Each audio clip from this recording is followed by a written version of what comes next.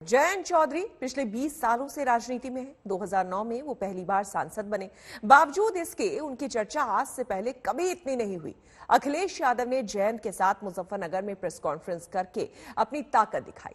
America के Texas में जन्मे जयंत चौधरी की बदौलत अखिलेश को पूरे पश्चिमी उत्तर प्रदेश में अपनी साइकिल दौड़ती दिख रही है। आखिर क्या है जयंत चौधरी की कहानी, जिनकी चुनाव से पहले ही बीजेपी से सपा तक इतनी डिमांड है?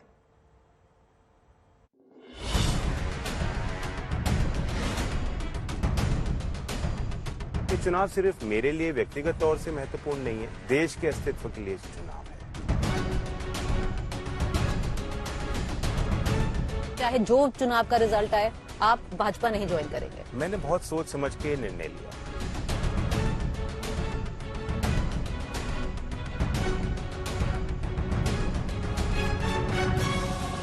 मेरे लिए कोई डू और डाई चुनाव। आप लगे रहेंगे? मैं लगा रहूंगा, बट ब्रेक नहीं होंगे। ब्रेक नहीं होंगे।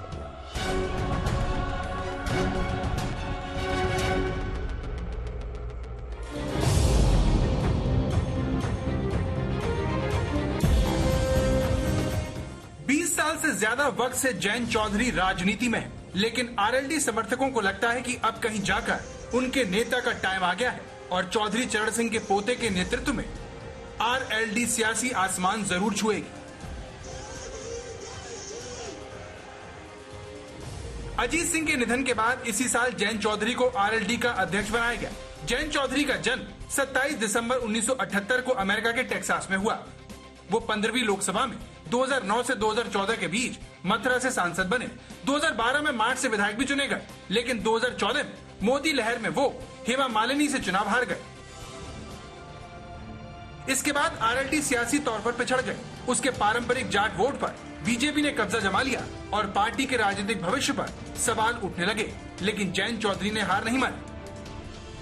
पॉलिटिक्स में आपने देखा ही है कि चीजें चेंज होती रहती है। कोई चीज हमेशा के लिए नहीं है। 5 साल का मौका जनता देती है। कोई पट्टा नहीं आपको पहना दिया कि आप ही आप रहोगे।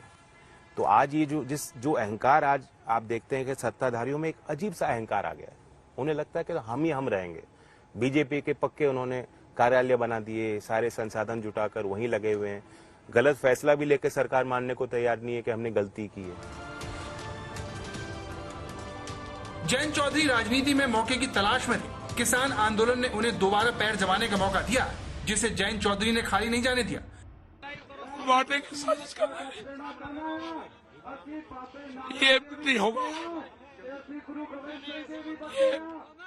गाजीपुर पर राकेश टिकैत के आंसुओं ने सिर्फ किसान आंदोलन को ही नहीं बचाया, पश्चिमी उत्तर प्रदेश में जाट मुसलमानों को करीब लाने में अहम भूमिका निभाई।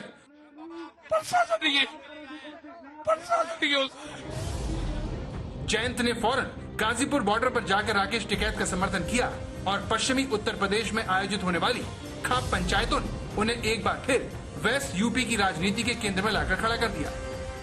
छाँव हो, सर्दी हो, गर्मी हो, किसान वैसे ही देखता है। तो ये तो बहुत हिम्मत वाले लोग हैं।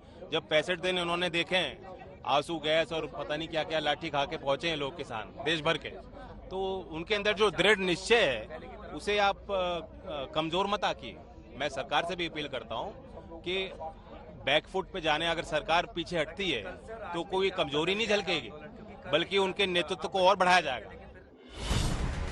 कृषि कानूनों की तरह जो लखीमपुर खीरी में किसानों को कुचला गया, तो जयंत चौधरी ने किसानों के साथ खड़े होकर अपनी छवि को उनके हमदर्द के तौर पर और गहरा किया। अपने पिता को गुरु मानने वाले जयंत चौधरी ने लंदन स्कूल ऑफ इकोनॉमिक्स से पढ़ाई करने के बाद राजनीति में एंट्री ली। किसानों से जुड़े मुद्दे उठाकर धीरे धीरे उन्होंने जाट बहुल पश्चिमी उत्तर प्रदेश में अपनी अलग पहचान बनाई। आज जयंत चौधरी की गिनती उत्तर प्रदेश की राजनीति में उभरते हुए नेताओं के तौर पर होती है, जिनकी राजनीति पर अच्छी पकड़ है।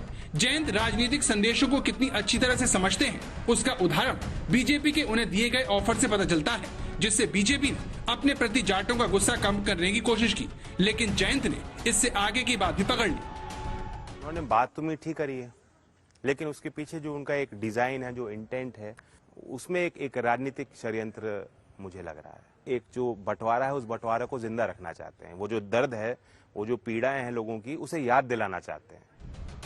जयंत चौधरी के पिता अजीत सिंह 35 सालों तक राजनीति में रहे। इस दौरान उन्होंने सियासी फायदे के लिए सभी दलों के साथ गठबंधन किया। वो वाजपेयी सरकार में भी मंत्री थे। बीजेपी ने आरएलडी की इसी छवि को अपने फायदे के लिए इस्तेमाल करने की कोशिश की, लेकिन जयंत ने दो टूक लहजे में बीजेपी के साथ जाने से इनकार कर दिया। मैंने बहुत सोच समझ के निर्णय लिया और मैं सिर्फ आज या कल के लिए फैसला नहीं ले रहा हूँ।